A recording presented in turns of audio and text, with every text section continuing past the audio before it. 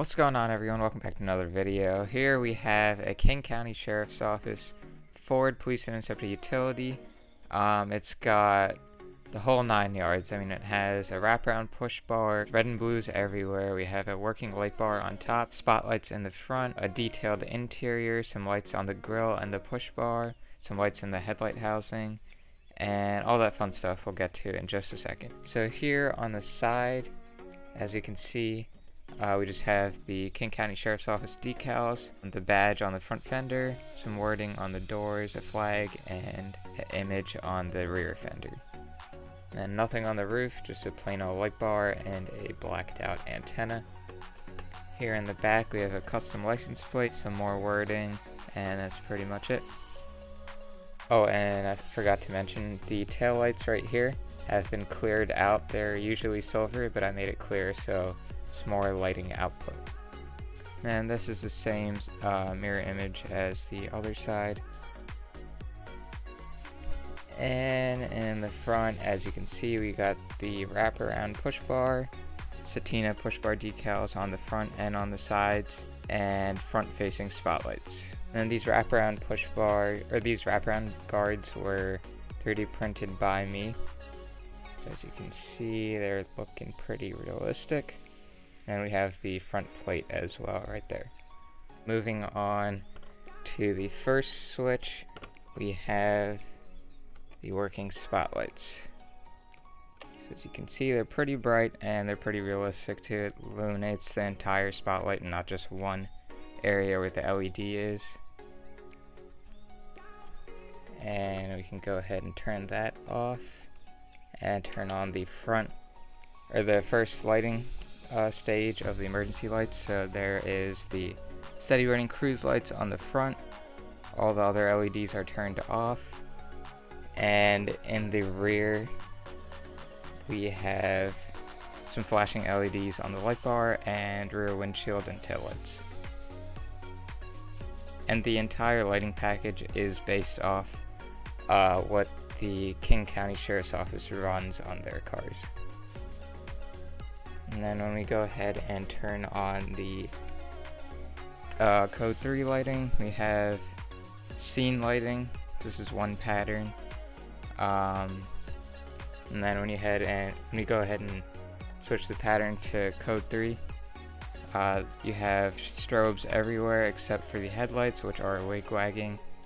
So as you can see, there's multicolored lights on the push bar, and then red and blues in the grille, and then some white LEDs in the headlight housings. And here is a side view. We have alley lights in the light bar, white flashing alley lights, red and blues on the side of the push bar, and that's pretty much it for the sides. Moving on to the rear, we have some more red and blues active in the light bar, and they're all flashing. And everything else is the same on the rear as the first stage in the lighting setup. Alrighty guys, so now we're just gonna cycle through all the 12 patterns that this car has, and let's get into it.